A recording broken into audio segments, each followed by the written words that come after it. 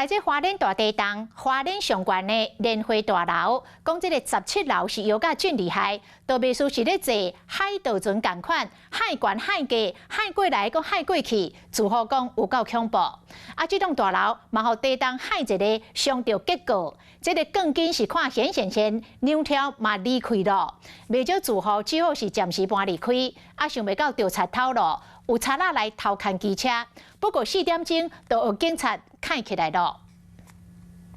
地震当时路边的树啊，海甲真大下，连乌多摆嘛拢倒了了，未少住户惊啊赶紧走出去。有一个查甫人倒手抱囡仔，另外一手牵太太做伙逃生，加在3人拢有惊无险无受伤。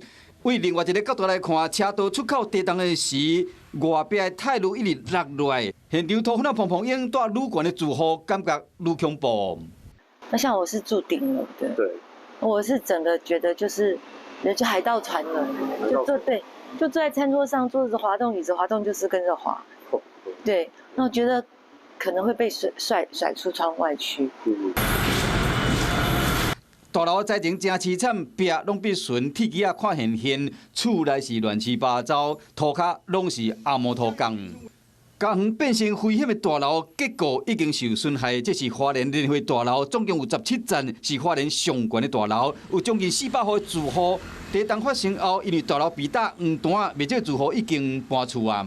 已经搬了，没有，已经搬了7趟还8趟。现在在住哪边？朋友家。朋友家哈。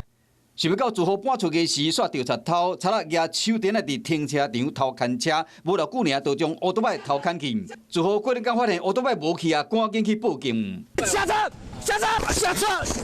警方调监视器找到这个偷牵车的人，才发现讲伊根本是惯窃。受灾户讲厝已经无去啊，只会搬去朋友因兜住。想要到连乌多摆都互贼仔偷牵去，加在警方随找着。